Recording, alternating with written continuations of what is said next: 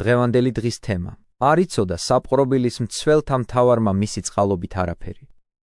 დღეს გვინდა თქვენ სიყვარულს ვაუწყოთ ისიც, რაც გუშინდელი სათქმელიდან დაგვრჩა. თქვენ იცით, რომ გუშინ ჩვენ ძალიან ხანგრძლივი საუბრისას წინ ვეღარ წავედით. არამედ გავჩერდით იმაზე, რომ ეგვიპტელი ქალის ცილისწამების გამო იოსები ფარაონის ქართლხუცესმა დილეგში ჩააგდო. დღეს თქვენ სიყვარულს უნდა მოვახსენოთ თუ რა გადახდა მას დილეგში. საპყრობილეში ყოფნისას საპყრობილის მცველთა მთავარს მიბარებულმა იოსებმა კვლავ მიიღო ღმერთისგან იმგვარი შემწეობა, რომ მთავარმა მცველმა მას დილეგის უფროსობა მიანდო. ნათქვამია. არ იცოდა საპყრობილის მცველთა მთავარმა მისი წყალობით არაფერი. ხედავ, მას გასაჭირშიც არ ჰქონდა ყოფა გამწარებული. არამედ ღმერთის კეთილგამგებელმა სიბრძნემ ყოველი უსიამოვნება სიამედ აქცია. ვით მარგალიტი თუნდაც შლამში დაიფლას, მაინც მშვენებით ბრწყინავს, ასევე სიქველეც, სადაც არ უნდა ჩააგდო იგი. მაინც ამჟღავნებს თავის ძალას მონობაშიც, დილეგშიც, ჭირშიც და ლხინშიც. დილეგში ჩაგდებულმა იოსებმა მოახერხა მცველთა უფროსის გულის მოგება და მისგან ყველა ტყვეს ზედამხედველად დადგინდა, აქედან უნდა დავინახოთ, როგორ მჟღავნდებოდა მასში არსებული მადლი. ნათქვამია. და იყო ამ სიტყვების შემდეგ. რა სიტყვების? ანუ მას მერე რაც მოგვითხოვრო იოსებისთვის ცილის დაწამებაზე და მისთვის დილეგში ყოფნის მისჯაზე. აგრეთვე მას მერე რაც გავიგეთ, რომ მასთან იყო ღმერთი და რომ დილეგის უფროსმა მას მთელი საპყრობილეს მართვა მიანდო, ამის მერე მოხდა ისე, რომ მეღვინეთ მთავარმა და მეპურეთ მთავარმა დანაშაული ჩაიდინეს და მეფემ მათ იმავე დილეგში ჩაყრა მიუსაჯა. ახალი ტუსაღები მცველთა უფროსმა იოსებს ჩააბარა. იგი ჭაბუკს უკვე აღარ უცქერდა როგორც ტყვეს, არამედ როგორც ადამიანს, ვისაც ტუსაღების მძიმე ხვედრის შემსუბუქება შეეძლო. ნათქვამია და ჩააბარა საპყრობილის მთავარმა იოსებს ისინი. რას ნიშნავს? ჩააბარა? ანუ იოსები ანუგეშებდა მათ, გულს უკეთებდა, ამხნევებდა, რათა მათ სასო არ წარკვეთოდათ. დიდი ხანი დაჰყვეს მათ დილეგში და ერთხამეს ორივემ, მეღვინეთ მთავარმაც და მეპურეთ მთავარმაც, სიზმრები იხილეს. ამ საოცარმა ჭაბუკმა, რომელიც მათ ნუგეშის ცემაზე ზრუნავდა, შეამჩნია, რომ სიზმრებმა შეაშფოთა და დააბნია ისინი და ჰკითხა: რატომ არის თქვენი სახეები დამწუხრებული დღეს? რადგანაც სახეზე შინაგანი ფორი აქ ეწერათ. ბრძენსაც უთქვამს: მხიარული გულის სახესაც ახარებს, გულის წუხილისას სულიც იტანჯება. ამგვარად, სიზმრებისგან დამწუხრებული რომ ნახა ისინი, იოსებმა მიზეზის შეტყობა მოისურვა და დაეკითხა მათ. დააკვირდი დილეგშიც კი სათნოებას გამოავლენდა და ცდილობდა სხვათა ჭირი შეემსუბუქებინა. მათ რა უპასუხეს? უთხრეს: სიზმარი ვნახეთ და მისი ამხსნელი არ არის. მათ არ უწყოდნენ ამ ჭაბუკის სიბრძნის შესახებ, ისე უცქერდნენ როგორც ერთ-ერთს მრავალთაგან. ამიტომაც არ უყვებიან სიზმარს, მხოლოდ იმას ეუბნებიან, რომ სიზმრები ნახეს და არავინაა მათი ამხსნელი. მაგრამ ეს საოცარი კაცი მათ ეუბნება: განახვთისაგან არ არის მათი განმარტება? მიამბეთ მე, განა შემიძლია, ჩემგან დაგპირდეთ რაიმე სახსნას. განმარტებას ღმერთი იძლევა. მიამბეთ მე, დააკვირდი, რა სიბრძნე და რა საოცარი თავმდაბლობა მოეპოვება. კი არ ეუბნება, მე აგიხსნით, მე გიჩვენებთ სიტყვათა მნიშვნელობას, არამედ რას. მიამბეთ მე, ასეთ განმარტებებს მხოლოდ ღმერთი გვაძლევს. და უამბო მეღვინეთ მთავარმა თავისი სიზმარი იოსებს. იოსებმა მოусმინა მას და უთხრა: ეს არის მაგისი ახსნა. 3 რტო, 3 დღეა. კიდევ 3 დღე და გაახსენდება ფარაონს შენი გამგებლობა და ისევ დაგადგენს შენს მეღვინეთ მთავრობაზე და მისცემს სასმის ფარაონს ხელში შენი პირველი გამგებლობისამებრ როგორც იყავი მწდე. მაშინ გამიხსენე მე შენ თვითონ, როცა სიკეთე მოგეგება შენ და მოიღე ჩემზე წყალობა და გაახსენე ჩემ შესახებ ფარაონს და გამომიყვანე მე ამ დილეგიდან. რადგან პარვით მომიპარეს ებრაელთა ქვეყნიდან და აქაც არაფერი ჩამიდენია, მაგრამ ჩამაგდეს მე ამ ორმოში. რადგანაც იოსები მეღვინეთ მთავარს სამომავლო კეთილდღეობას და მეფისგან შენდობას უწინასწარმეტყველებდა, ამიტომაც ეუბნება: გაახსენე ჩემ შესახებ ფარაონს. ანუ როცა ისევ ბედნიერი შეიქნები, გაიხსენე ის, ვინც გიწინასწარმეტყველა ასე და მიქენი სიკეთე. ეს რომ გესმის, საყვარელო მართალ იოსებს სულმოკლეობა არ დასწამო, არამედ ჯობს გაიკვირვა, რომ ამდენ ჭირს მიგებული, იგი მამაცურად და უდრტვინველად იტანდა დილეგში ტუსაღობას. თუმცა დილეგის მართველი მას ძალაუფლებას აძლევდა, იოსებს მაინც ამძიმებდა ტყვეობა და დაცემულ, უსუფთავო ადამიანებთან ურთიერთობა. მისი სიბრძნის მოყვარე სული დაინახე იმაშიც, თუ რა მედგრად გადაჰქონდა გასაჭირი და ყველაფერში ღრმა მორჩილებას ავლენდა. ამბობს: მოიღე ჩემზე წყალობა და გაახსენე ჩემ შესახებ ფარაონს და გამომიყვანე მე ამ დილეგიდან. ყურადღება მიაქცია იმას, რომ აქ სიტყვასაც არ ძრავს იმ საზაგელი მემრუშე დედაკაცის შესახებ, არც თავის ბატონს დებს ბრალს, არც ძმების არაადამიანურ საქციელს ახსენებს. არამედ ამას ყოველივეს დაფარავს და ამბობს: გამიხსენე და შეეცადე, რომ გამომიყვანონ ამ დილეგიდან. რადგან პარვით მომიპარეს ებრაელთა ქვეყნიდან და აქაც არაფერი ჩამიდენია, მაგრამ ჩამაგდეს მე ამ ორმოში. უყურადღებოდ ნუ დავტოვებთ ამ სიტყვებს, არამედ დავფიქრდეთ მისი სულის სიბრძნეზე იმაზე, რომ მან ასეთი შემთხვევა რომ მიეცა და იცოდა რომ მეღვინე მთავარს განცხრომის დროს შეუძლია მეფეს უამბოს ყველაფერი რაც იოსებს შეეხება, მან ბრალი არ დადო ეგვიპტელ ქალს, არაფერი უთქვამს არც ყოფილ ბატონზე, არც თავის ძმებზე.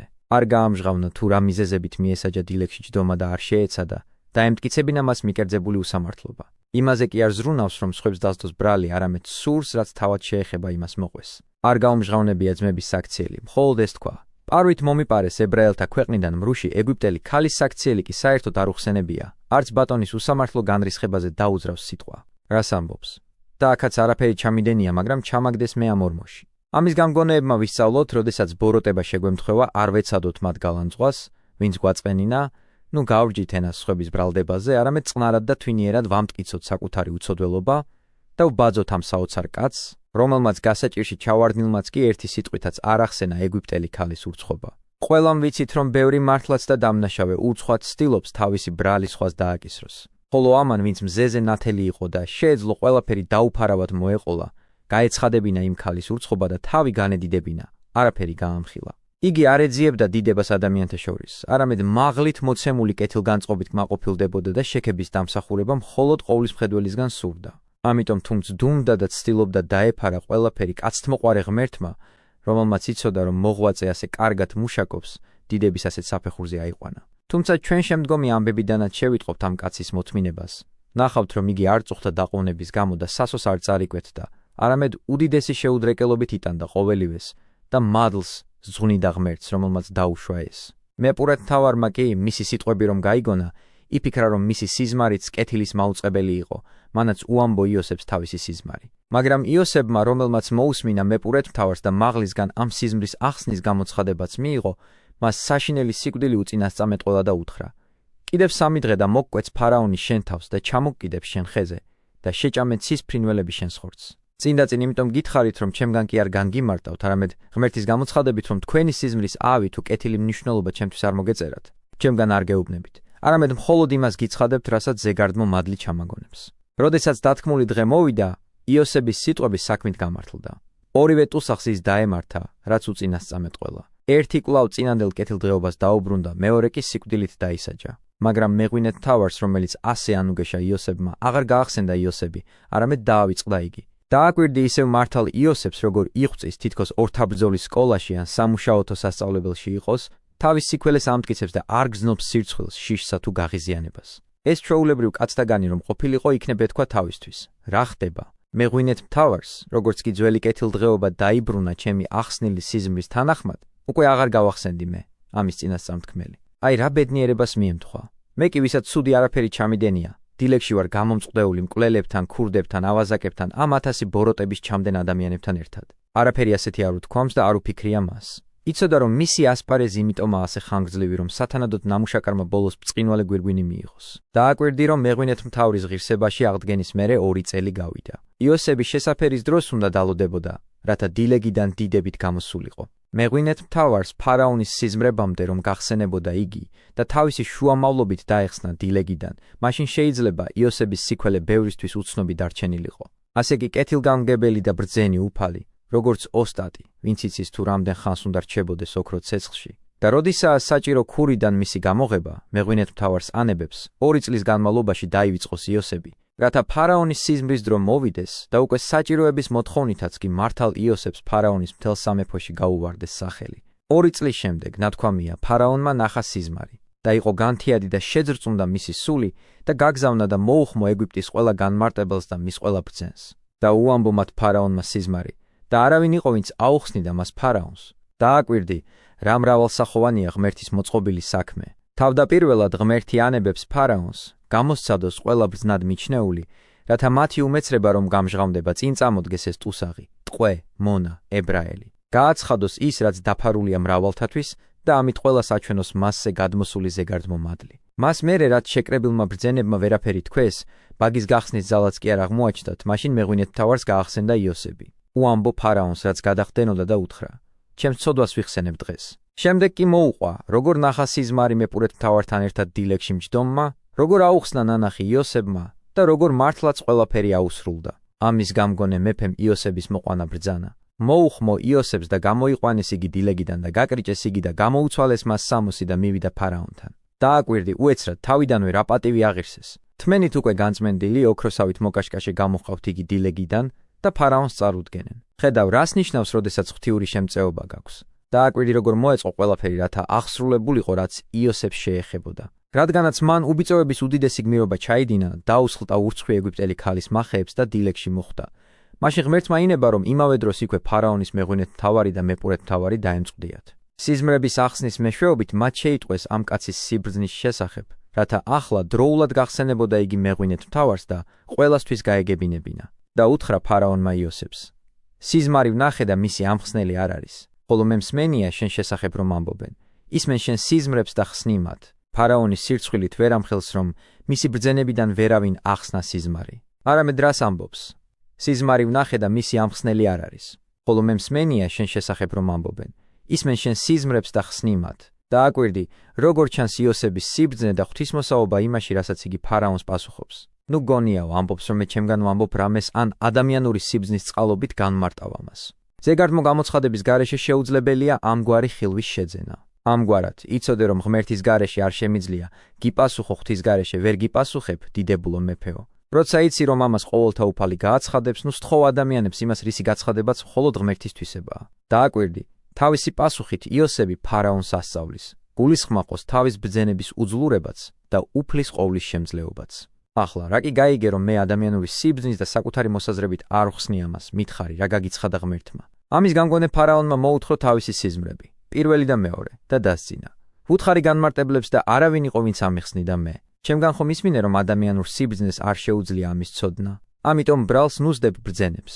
ისინი ვერასოდეს ჩაწვდებოდნენ იმას, რასაც ზეგარდმო გამოცხადება ჭირდება. და უთხრა იოსებმა ფარაონს: ერთსა და იმავეზეა ფარაონის სიზმრები. ხოლო იმისათვის, რათა დარწმუნდე, რომ ღმერთის უწყებული უეჭველად ახდება და რომ ღმერთი დააჩქარებს ამის მოხდენას, შენ მეორედაც გეჩვენა იგივე სიზმარი.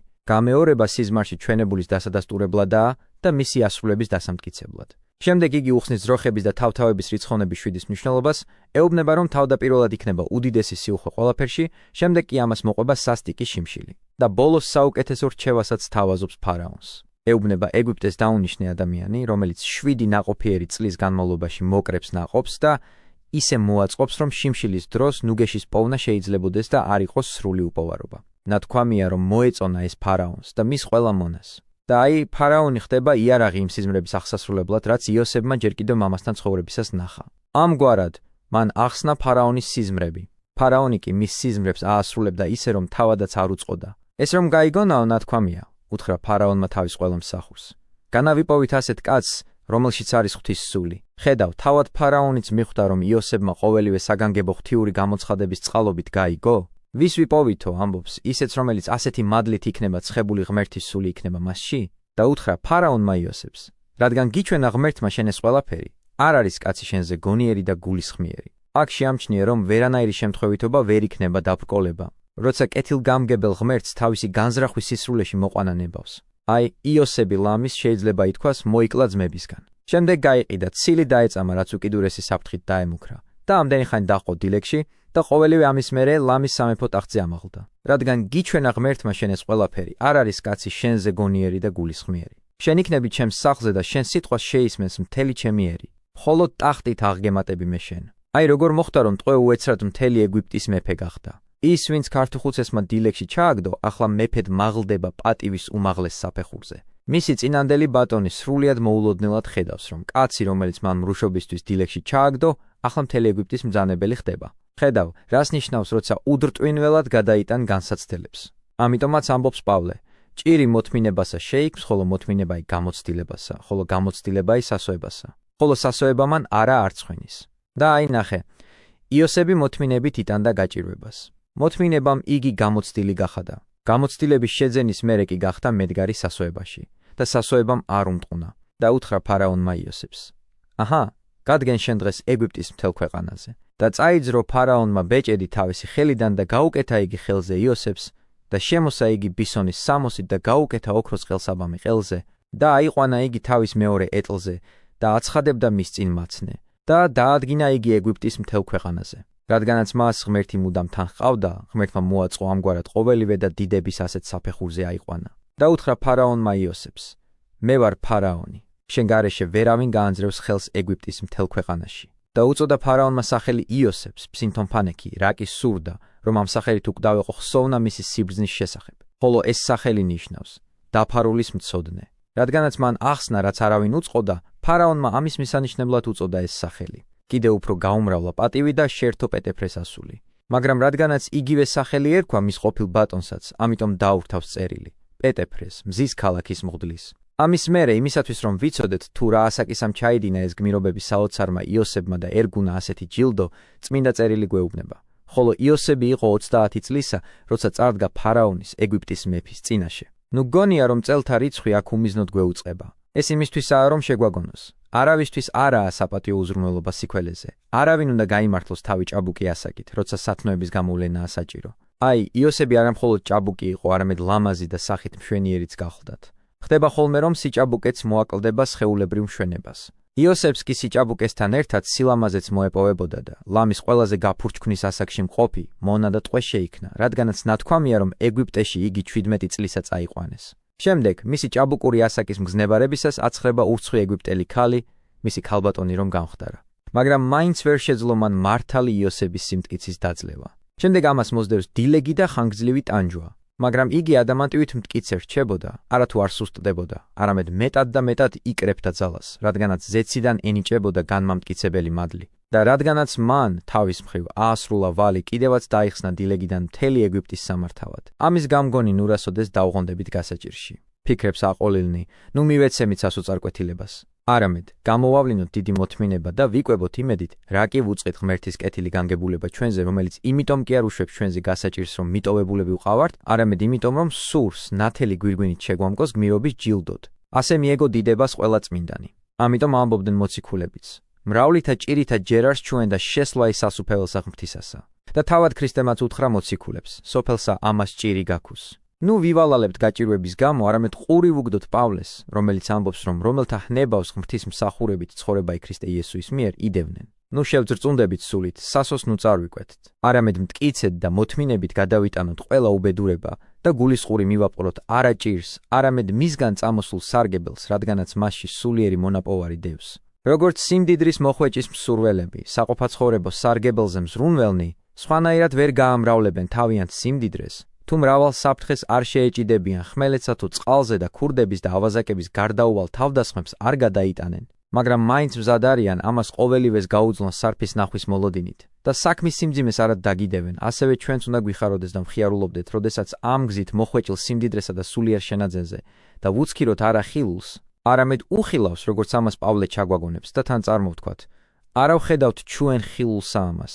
რწმენა ისაა, რომ არ ვჯერდებით იმას, რაც ხორციელ თვალთა წინაშე წარმოგვიდგება, არამედ გონების თვალით ვჭრეთ თუ ხილავს. და იგი უფრო სარწმუნოდ უნდა მივიჩნიოთ, ვიდრე ის, რაც ხორციელი თვალით დაგვინახავს.